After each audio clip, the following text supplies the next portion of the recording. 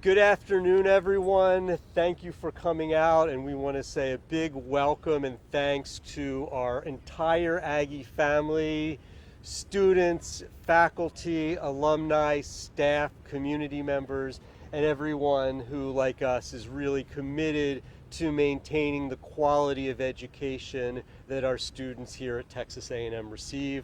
My name's Ira Dworkin. I'm the vice president of the chapter of the American Association of University Professors, the AAUP, and I'm going to introduce some speakers who will give a few remarks, and then we'll have an opportunity for questions. First, we have Dr. Leonard Bright, who's professor at Texas A&M's Bush School of Government and Public Service and president of the Texas A&M College Station chapter of the American Association of University Professors. Leonard.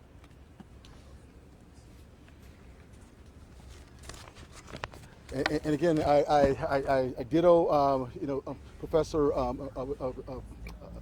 DeWolken, and I'm happy to be here, and I'm happy that you all are here. Bear with me. I have a few things, certainly that I want to say. My name is Dr. Leonard Bright. I am a professor, as well as the president of the American Association of University Professors. I want to speak plainly. I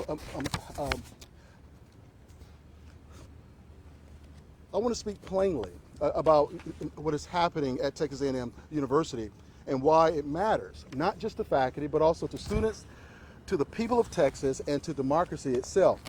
We're here today because our system, our Texas A&M system, Board of Regents, have chose to implement System Policy 0801, a new policy that fundamentally undermines teaching as well as learning. Under this policy, faculty are required to preemptively identify, justify, and remove course content that may address race, gender, sexuality, or other related social identities, even when these topics arise organically within our classes. Faculty are being asked to literally predict in advance when and how these issues might emerge, even in discussion-based courses. These demands are incompatible with serious academic instruction. The result has been chilling on our classroom discussions. There's been widespread self-censorship, direct interference with academic judgment, and chaos across our campus. Hundreds of courses are being affected. Courses ranging from ethics to classical philosophy, including works of Plato, are now treated as suspect when they raise critical questions about race, gender, justice, power, equality, and sexuality. We have to ask, what are they afraid of? Why are they afraid of students being aware of the world around them? Why do they not trust students to think, reason, and make their own decisions? This policy has also weaponized and targeted faculty who refuse to voluntarily participate in censorship. That is exactly what happened to me. My graduate ethics course in public policy was canceled based on a flimsy and false claim that I failed to provide sufficient detail about how I would discuss some of the most important topics in my field. That justification was pretextual. The real issue was that I refused to misrepresent my course, and that I have been a vocal critic of these censorship policies. I have a target on my back. Texas A&M attempted to attack me to kill the message. Why does this matter? One reason is that higher education is not a luxury. It is a necessary condition of democracy. A functioning democracy depends on an educated public, people who can weigh evidence, confront complexity, engage in reasoned disagreement. This does not happen through censorship. It only happens through the free exchange of ideas. When the universities censor topics involving race, gender, sexuality, power, and inequity, they're not protecting students. They are under-preparing them. They deprive students of the intellectual tools required to become informed citizens and ethical professionals. There is no evidence that even a majority of Texans support these policies. Employers have warned that they would diminish the value of Texas A&M degrees, and a growing number of alumni and former students actually are beginning to recognize that this damage is already occurring. A university once respected worldwide is increasingly treated as the butt of an international joke. The classroom is where students learn how to engage without dehumanizing and how to think critically rather than to follow scripts. Academic instruction is not indoctrination. It is the only cure for indoctrination. So, but what makes this moment especially troubling is how we arrived here. A small group of politicians attempted to impose censorship through state law. They failed. Even the conservative Texas legislature rejected those efforts. They removed the language from proposed bills and protected teaching and research related to diversity, equity, and inclusion. Instead of accepting this outcome, these politicians turned to the back door, using Board of Regents, bodies that are appointed, not elected, and accountable only to the governor. This is not democratic accountability. This is the exercise of raw power. Higher education is a public good. Texas A&M does not exist, to serve one politician or one political party. It exists to serve the people of Texas, all of us. Our students deserve an education that prepares them for the real and diverse world that they will inherit. Thank you.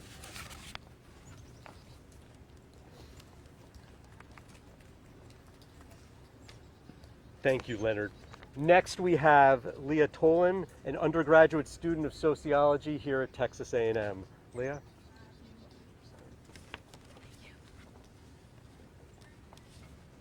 Hello, my name is Leah Tolan. I'm speaking loudly, and I am reaching out to you students. I am an undergraduate student at Texas A&M University, pursuing a major in sociology.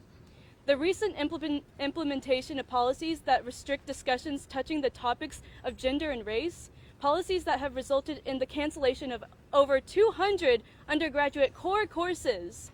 With this information, I have become increasingly fearful. It will be difficult to reach my full potential as a student. I am here to develop skills, to learn, and to be challenged so that I can ultimately give my best back to society.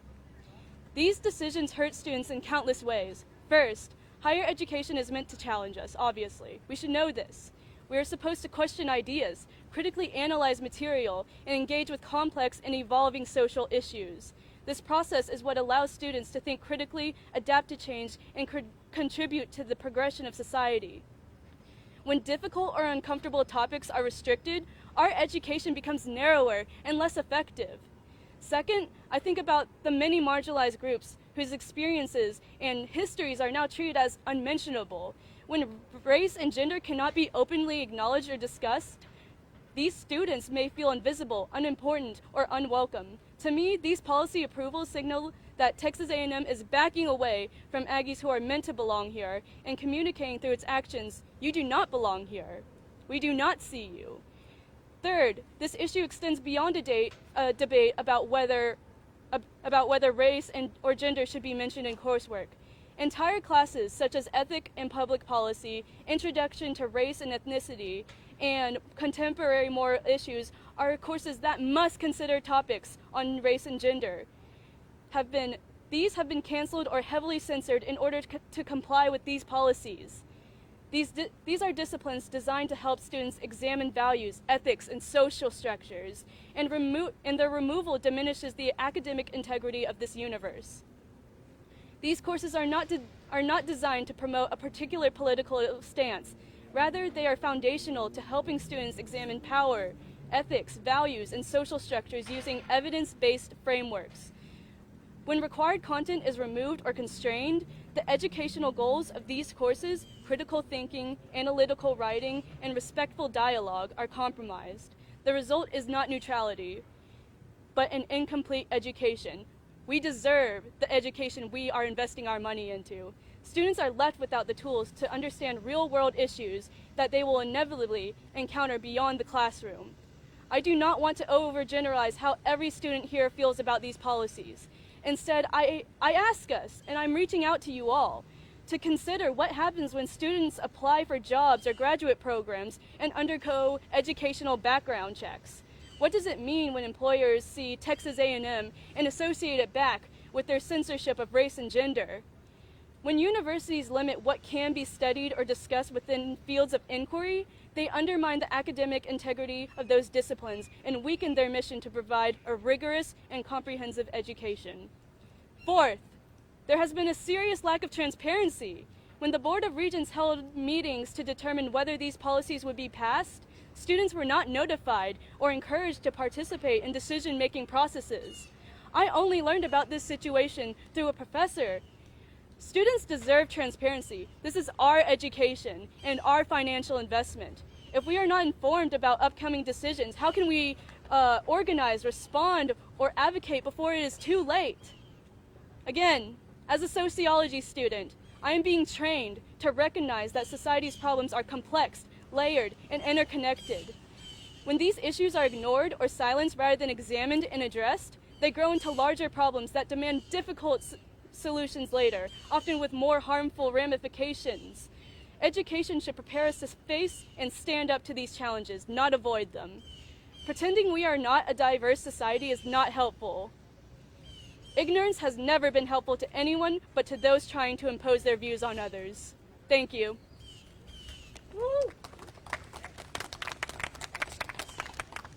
Thank you, Leah, for your voice. We appreciate it. Our next speaker is Dr. Joan Wolfe, Associate Professor, Department of Sociology. Joan?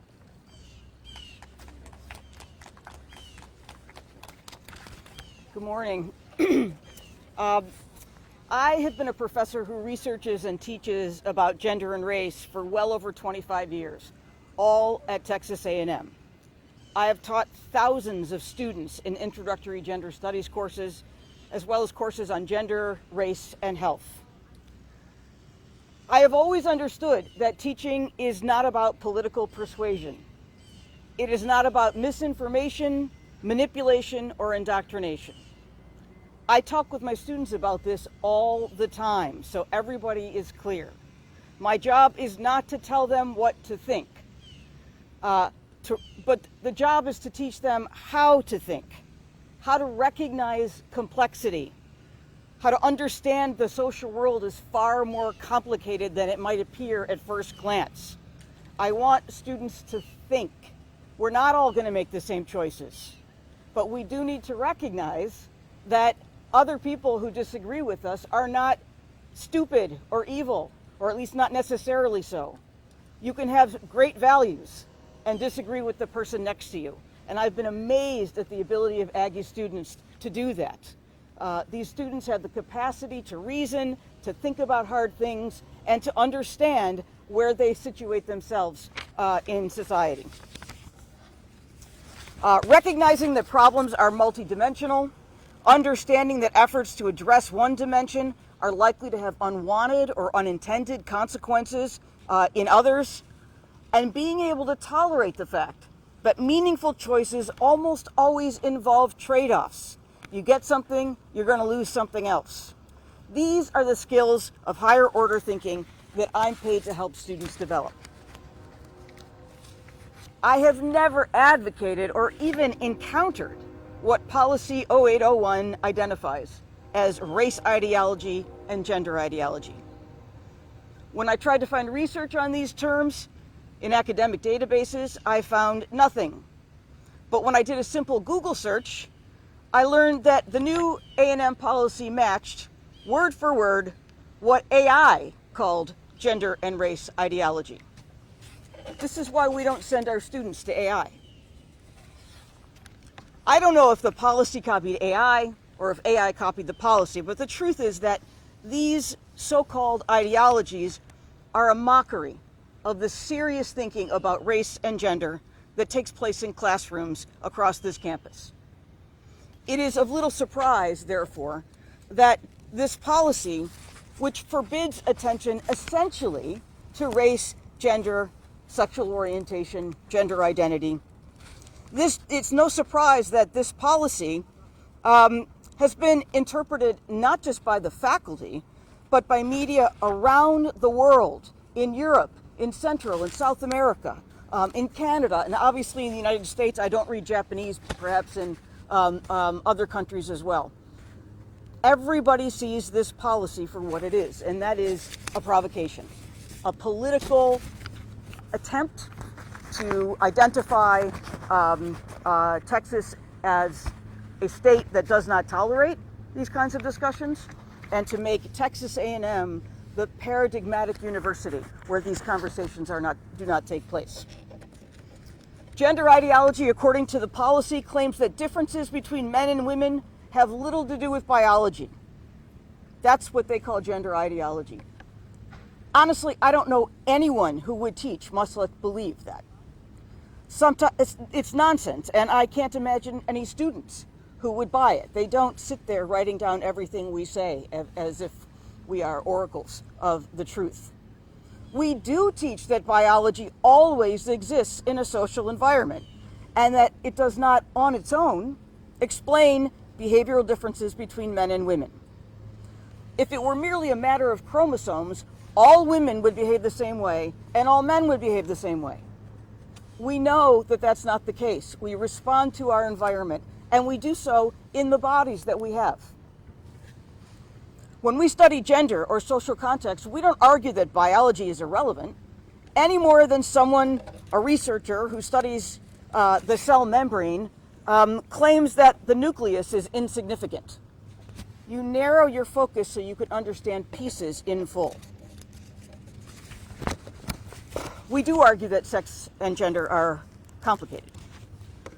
The policy precludes professors from either teaching or advocating gender identity and, quote, topics related to sexual orientation.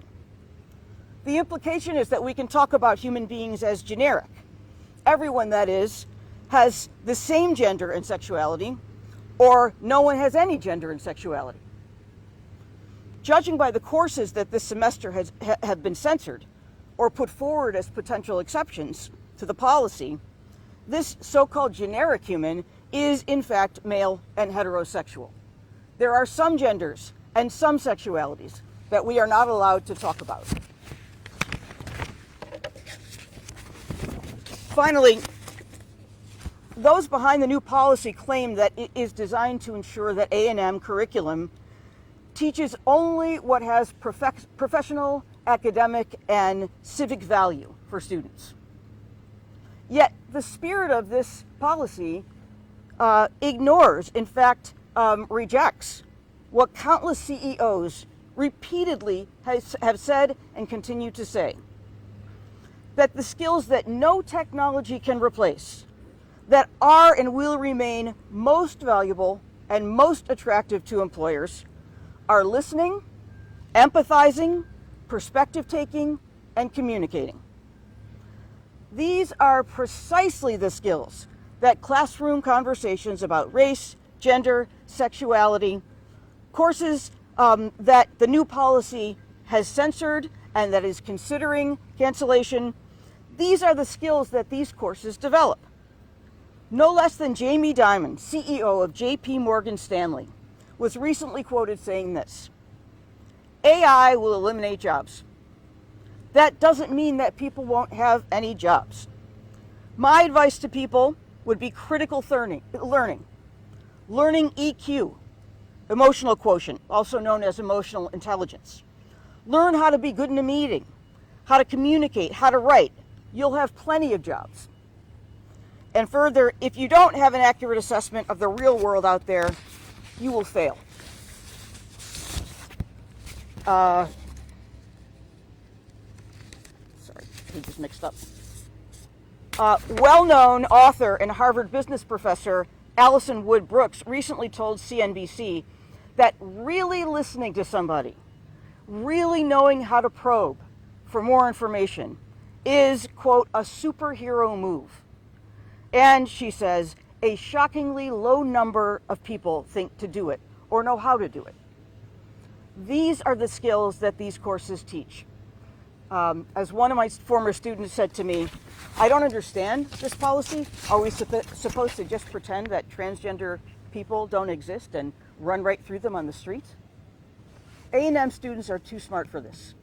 They ask us, they want to discuss this material. We don't have all the answers, but we do know how to frame a discussion so that they can think about things more clearly. Thank you.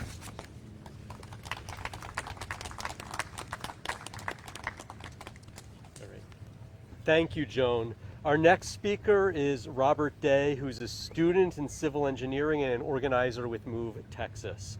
Robert? Howdy! Howdy! My name is Robert Day, and I'm speaking on behalf of myself as both a concerned student and as a future engineer who's made a commitment to lifelong learning. Our Board of Regents gave in to a donor-backed agenda to construct curriculums that restrict the freedom to learn by censoring viewpoints that are crucial to the classroom. Items 1 and 2, which were voted on, have limited the ability of professors to bring their lived expertise in discussions of so-called controversial content. Our Board of Regents capitulated to power. They voted to dilute our class lectures and reduce the impacts that course content has on students' critical thinking abilities. But Aggies should not be shielded from having their beliefs challenged. How many of you came to college because you wanted your viewpoints unchanged and unshaken?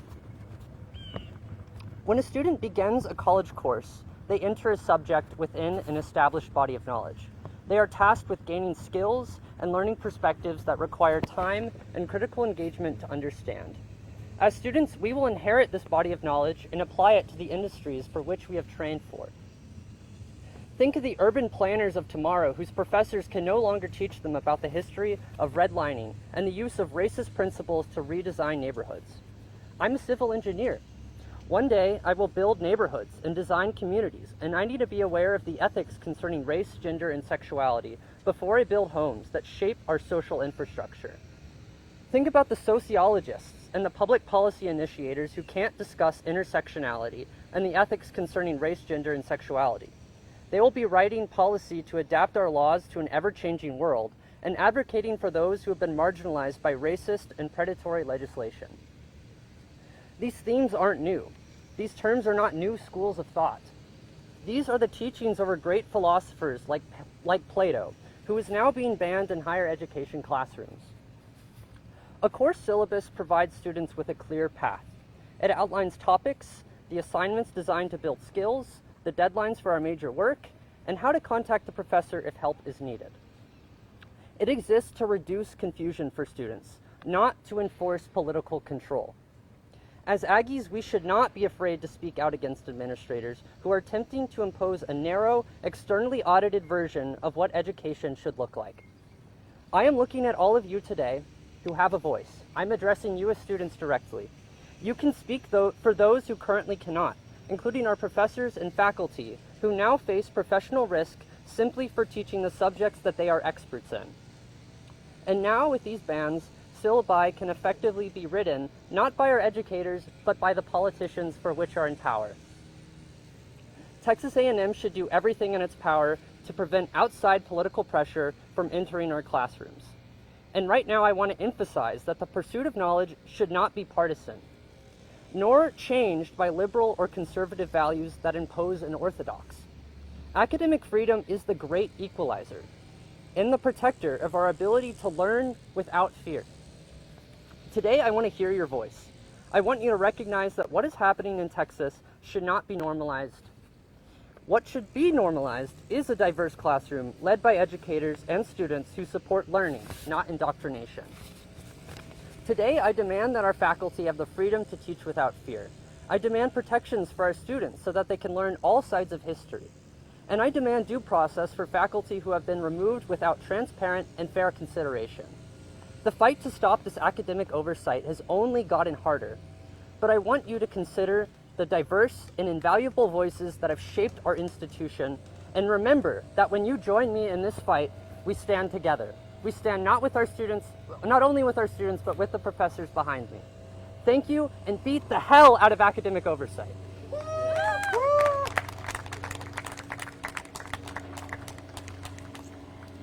Thank you, Robert. Our last speaker today is Dr. Martin Peterson, who is the Sue and Harry Bovee Chair of Philosophy and Ethics of Professional Engineering. Professor Peterson's course was flagged by the Texas A&M University administration for the teaching of Plato's Symposium.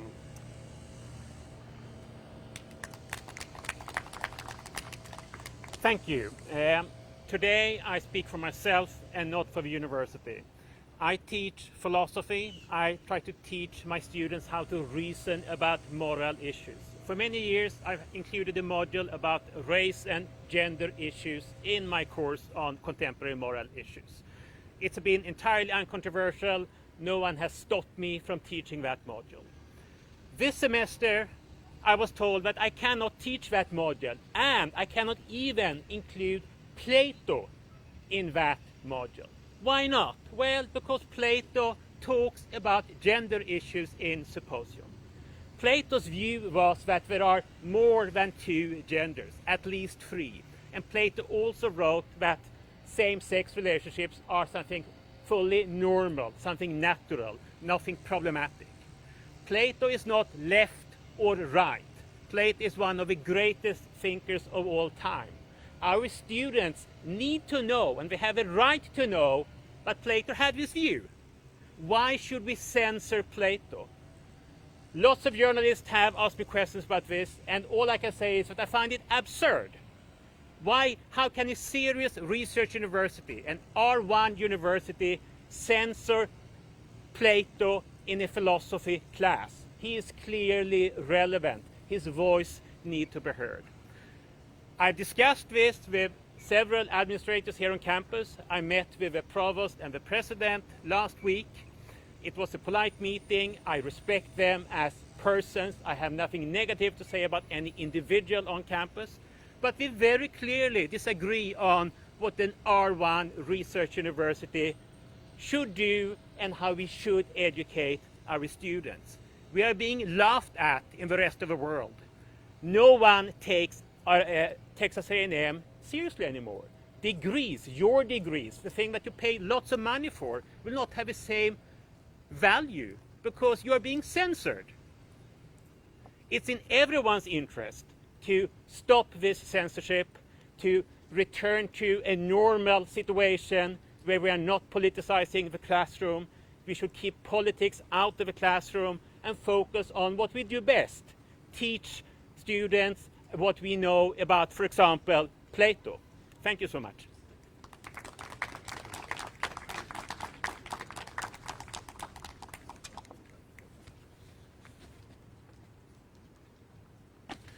Again, thank you all for being here, and we certainly had a lot to say. And before we open this up for some questions, there's a couple demands, few demands that we're making of Texas A&M, especially, you know, if Texas A&M truly believes that it is going to be a leader in it is a fearless in leadership, integrity, service. We believe that if that is the case, then it must defend academic freedom and protect student learning. And until it does, Texas A&M cannot credibly claim to be a serious institution of higher education, period.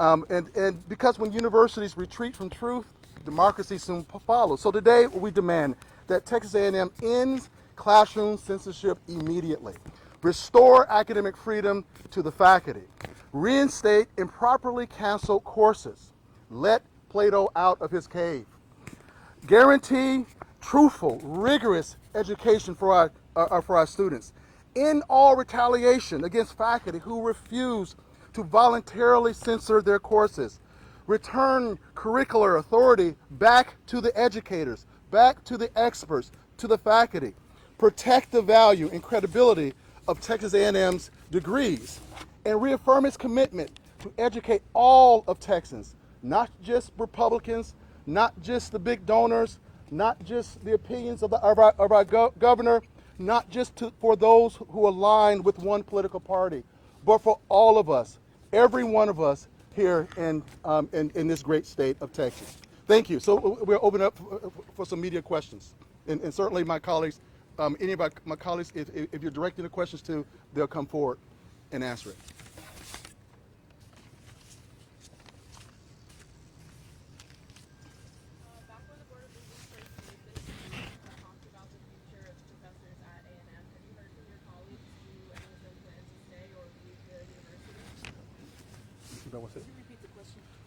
So the question is, there's been talk about the impact that this is going to have on our colleagues. Have any of us heard of any of our colleagues planning to leave? The first question we get when we try to recruit faculty now is about academic freedom. We are trying to recruit new faculty, and that's not going to be easy with this policy. I've received several questions from people who are applying for jobs, and rightfully ask, can we really cancel Texas A&M? And also the UP AFT have done a statewide survey and has partnered with our national association and have asked faculty some of these questions. And the results are absolutely clear. Faculty, our morale in these kinds of, under these kind of policies is extraordinarily low. If there's any other choice that the faculty have than to come to Texas A&M and places like this, they're going to take it. Now, of course, getting an academic job is very difficult. So if you got to be here, you'll be here. But the question is, do you want to be here, and will you stay? And I think that's going to be the most important impact. Having faculty in classrooms that are being literally erased, like myself, sitting for my students and have to forget, I'm a black guy, but I can't tell you that until the president give me the approval to talk about my own experiences. Many of us are not going to want to be here, to do that, for a long period of time. So it's going to have an impact on Texas A&M, especially in terms of the recruitment as well as the retention of our faculty. I would just reiterate that faculty are across the board very upset about this policy, but we have families to feed, we have mortgages to pay. We don't have the privilege of just saying, I'd rather go to NYU or the University of Illinois or someplace like that. We are here. And the saddest thing is that everyone from junior professors without tenure to academic professional track professors who do not have tenure, everyone that I encounter, these people are legitimately hurting. We do this for a living because we believe in it. Not because we believe students should think a certain way, but because we see that public discourse does not help people think critically about most of these issues. It's rotten, right? It is not a civil dialogue and it's not informative. We want to do what we've been doing. And so most people, I don't want to say they're stuck here, but they're stuck here. And most of us are trying to figure out how to make the best of this particular situation. And from a student perspective, I've heard that potential students that could be Aggies, that could belong here, have seen what has happened to this university and are like, I don't think this is the best place for me anymore. And that truly is tragic in my opinion. You talked about morale, and last week you talked about you felt a sense of depression on campus. This is mostly for the students, but also for you. Yes, Do you yes, feel yes. the sense of depression on campus since the censorship has kind of exploded into the national debate and the national scene? Well, yeah, I have felt really just in shock. It feels weird to say this, but I felt fuzzy in the motions, and I felt depressed because I'm just one person. I'm just one student. What can I do? What can I say to change something for me and for all the other students, for our benefit, for the bigger picture? And out of desperation, I remembered the Board of Regents meeting. I talked with Dr. Bright, and I reached out to him and I told him how I felt about all of this and how it's been affecting me and potentially many other students. And he messaged me back and he said, there is hope. You do matter. You pay their funds. They focus on you more than us. And so you can do and say something. It may not happen, it may not be implemented, but at least you said and did something. And I think that's what matters to me. I'm doing what I truly believe is right. Yeah, certainly in our department, the philosophy department, I'm in the philosophy department with Dr. Peterson. My name is Amir Jama, and we're doing a lot of hiring across the university. And one very strong candidate that we hired and made an offer to after Dr. Melissa McCool was terminated from the university, he contacted us and withdrew his position. He said, I'm no longer coming here because I don't feel safe to do the kind of research that I do. He does philosophy of language, and some of his research asks questions about the structure of transgender ideas, right? And he felt like, I don't feel safe. I don't know if I'll be able to get tenure here because if I do this kind of research, will the Board of Regents decide that, these too controversial? So, and certainly we continue to do some hiring, and we strategize about how are we going to convince, how are we going to recruit candidates to come to do the best work here.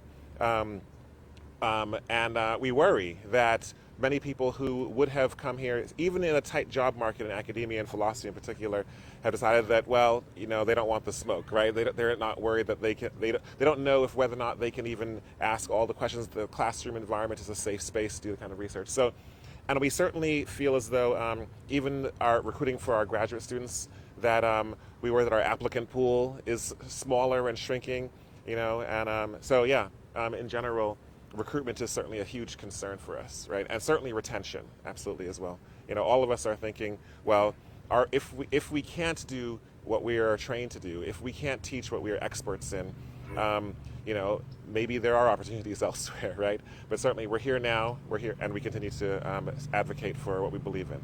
Yeah. So what are y'all's next steps, like, going forward? I know there's a regional meeting coming up in a couple of weeks. What are kind of y'all's plans going forward? So next week we plan a much bigger demonstration here on campus. So we'll share more of those details later. But certainly as a you know, the president of our local association, we're just going to keep letting the public know just how horrible this is. You know, we're I mean they would like nothing for us. I mean more than for us to just be quiet and go to our classrooms or leave. You know, and we're not going to do that because we love this university too. You know, we love our students as well. And we want to, and we're doing the best that we can do to prepare our students for the world that they're gonna walk in. So first of all, we're encouraging our faculty that yes, things are bad, but we can stand together, and we're not going to run off. You know, but we're going to be here as long as we can. You know, so again, I mean, we're going to keep talking. We're going to keep encouraging our faculty. We're going to keep growing our numbers, you know, reaching out to our networks and letting the world know that if it can happen here, you know, this is going to happen everywhere else. I mean, this is not going to stop here in Texas. I mean, this is the front lines, and you're all in the front lines. History is going to look back and look in this moment and say, you know, and I hope it isn't in the ashes, but they're going to look at this moment and say, what happened there?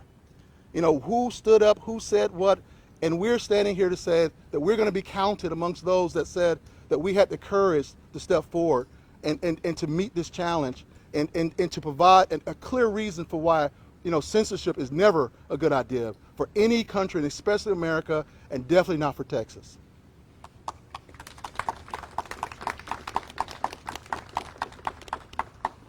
You want to say something? Yeah. I was a student of public school my entire life. I went to HISD, I attended high school through there, and while I was a student there, they were banning books left and right for content they deemed controversial. When I got to college, I thought I could learn, read anything. I could participate in classroom environments where all my thoughts, everything I wanted to learn about could be taught by professors who have the expertise to teach that. And now that thought and that dream and that promise that I was given of college, where I was no longer in an environment that was funded by the state, but coming here out of my own free will, paying for my own education, that I could learn whatever I wanted to. And that's being censored in the classroom. That promise of we can learn and we can learn freely without fear, that's going away, and I need students. I'm not the only one that feels scared. I'm not the only student that was promised to. So look behind me. There's people here that care. There's students here that care, and you need to be part of that movement and recognize that this is a turning point for us to stand up against the university, demand that we can learn anything, because that's how we become better leaders. That's how we become better engineers, become better philosophers, become better sociologists, become better urban planners. We need to learn, we need to know, we need to read, we need to think critically. Become a part of that movement. I'm not depressed. I'm here with students that care, that give me energy. I am not stepping down. I'm not capitulating. I am not giving up. I'm here, I have a voice, I'm using it because I can. Some of the professors behind me, they can't sometimes. They're being told that what they're being taught in the classroom, what they're teaching in the classrooms can't be said, and they risk their job over that. But you as a student, you have the freedom to say something, you have a voice, and I want you to use that, and I want you to join me in that movement. Thank you. Any other questions? thank you so much, for being here, and look out for an announcement for next week. And we're so happy that you're standing with us in solidarity. Thank you. And of course, thank all of the speakers here who stood up here as well. So thank you. Thank you all. Thank you all.